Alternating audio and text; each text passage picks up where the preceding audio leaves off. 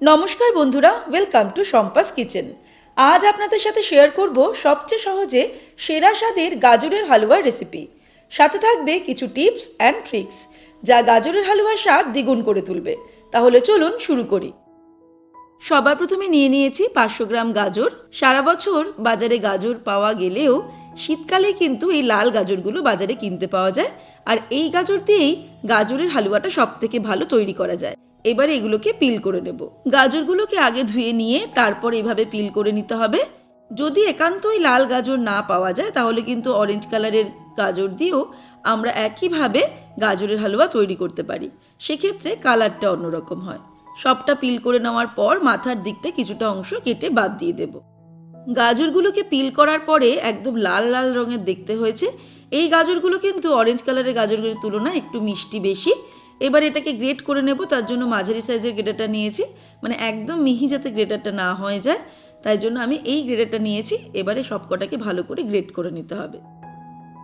একদম যাতে মিহি গ্রেট না হয়ে যায় তাই জন্য এই মিডিয়াম গ্রেটার দিয়ে গ্রেট করে নেব। আপনারা বাড়িতে কোন গাজর দিয়ে হালুয়াটা তৈরি করতে বেশি পছন্দ করেন, মানে লাল গাজর দিয়ে নাকি অরেঞ্জ কালারের গাজর দিয়ে, সেটা কিন্তু আমাকে জানাবেন। তাহলে আমিও দেখবো যে আমার সাথে আপনাদের মতের কীরকম মিল হচ্ছে না হচ্ছে। 500 গ্রাম গাজর আমি এইভাবে গ্রেট করে নিলাম। এই যে সুন্দর গ্রেট করে নিয়েছি। এবারে আমি চলে যাব পরের স্টেপে। এবারে একটা প্যান গরম করে নিয়েছি। প্যানটা ভালো মতো গরম হয়ে গেলে ফ্লেমটাকে লোতে করে এর মধ্যে দিয়ে দেব 1/3 কাপ পরিমাণে ঘি। এই গাজরের হালুয়ার জন্য কিন্তু ঘিটা একটু বেশি পরিমাণেই লাগবে। তারপর ঘিটা ভালো মতো গরম হয়ে গেলে এর মধ্যে দিয়ে দেব গ্রেট করে রাখা গাজর। ফ্লেমটাকে মিডিয়ামে করে সময় নিয়ে গাজরটাকে ভালো করে ঘিয়ের মধ্যে ভাজতে হবে। প্রায় 10 মিনিট নাড়তে নাড়তে গাজরটাকে ফ্রাই করে নিয়েছি।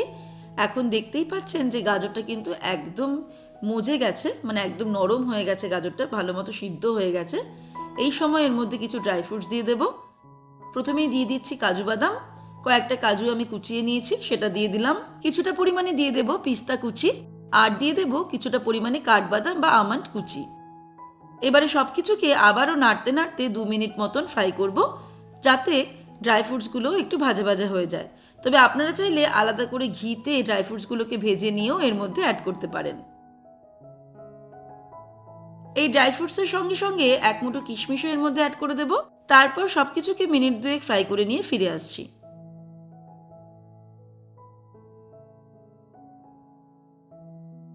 আরও 2 মিনিট নাড়তে নাড়তে সবকিছুকে ফ্রাই করলাম। দেখতেই পাচ্ছেন গাজর থেকে কিন্তু ঘি ছাড়তে অলরেডি শুরু করে দিয়েছে, আর ড্রাই ফ্রুটসগুলো ভালো মতো ভাজা কমপ্লিট। এবার এর মধ্যে অ্যাড করে দেব দুধ। আমি এখানে ফুল ফ্যাট মিল্ক নিয়েছি 1/2 লিটার, আর দুধটাকে আগে থেকেই জাল দিয়ে রেখেছি। মিনিট 5 জাল দিয়ে একটু ঘন করে নিয়েছি। সেই ঘন দুধটা এর মধ্যে অ্যাড করে দেব। দুধ অ্যাড করার পর এবারে ফ্লেমটাকে হাই করে দেব। তারপর নাড়তে নাড়তে রান্না করব।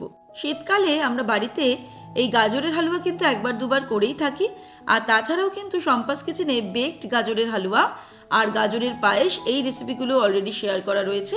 এই বেকড গাজরের হালুয়া আর গাজরের পায়েসের রেসিপির লিঙ্কটা আমি ডেসক্রিপশনে দিয়ে দেব। আপনারা তিনটেই বাড়িতে ট্রাই করুন আর আমাকে জানান সব থেকে বেশি সুস্বাদু কোন রেসিপিটা লাগলো। দুধ অ্যাড করার পর হাই ফ্লেমে নাড়তে নাড়তে প্রায় 8-10 মিনিট রান্না করলাম। এবারে কিন্তু দুধটা অনেকটাই শুকিয়ে গেছে, দেখতেই পাচ্ছেন, আর গাজর তো একদম সিদ্ধ হয়েই গেছিলো, আরও সিদ্ধ হয়ে গেছে কমপ্লিটলি। এবারে এর মধ্যে অ্যাড করে দেবো চিনি। 1 কাপ পরিমাণ চিনি আমি এখানে দিয়ে দিলাম, 200 গ্রাম চিনি। তবে আপনারা কিন্তু চিনির পরিমাণটা নিজেদের স্বাদ অনুসারে অ্যাড করবেন, সেক্ষেত্রে বাড়িয়ে বা কমিয়ে নিতে পারেন। চিনি অ্যাড করার পর আবারও কিছুক্ষণ নাড়তে নাড়তে আমাদের রান্না করতে হবে। নাড়তে নাড়তে যখন গাজরের হালুয়াটা এরকম শুকনো মতো হয়ে আসবে, দুধটা আলাদা করে বোঝাই যাবে না, ঠিক সেই সময় আমাদের বুঝতে হবে গাজরের হালুয়াটা প্রায় রেডি হয়ে এসেছে। এখন কিছুটা নরম লাগলেও এটা ঠান্ডা হলে কিন্তু একদম জমে যাবে, তাই গাজরের হালুয়াটা প্রায় রেডি। সবশেষে আমি এর মধ্যে অ্যাড করে দিচ্ছি সামান্য পরিমাণে এলাচের দানা।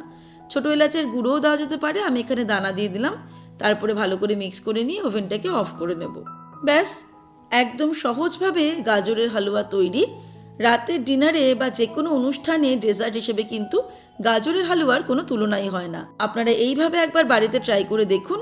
আশা করি এইভাবে তৈরি গাজরের হালুয়া সবার মন জয় করে নেবে। এমনই প্রায় 1200-র ওপর সমস্ত রকমের রান্নার সহজ রেসিপি সম্পাস কিচেনে পেয়ে যাবেন। তার জন্য সম্পাস কিচেন সাবস্ক্রাইব করে নিন, যা সম্পূর্ণ ফ্রি। সাথে বেল আইকনটা ক্লিক করে অল নোটিফিকেশন অন করে নেবেন, তাহলে আমার সমস্ত নতুন রেসিপি শেয়ার করার সঙ্গে সঙ্গে তার নোটিফিকেশন আপনাদের কাছে পৌঁছে যাবে। রেসিপিটা ভালো লাগলে লাইক ও বন্ধুদের সাথে শেয়ার করার অনুরোধ রইল। ভালো থাকবেন, সুস্থ থাকবেন। আমি আবার হাজির হব নতুন নতুন রেসিপির সঙ্গে। নমস্কার।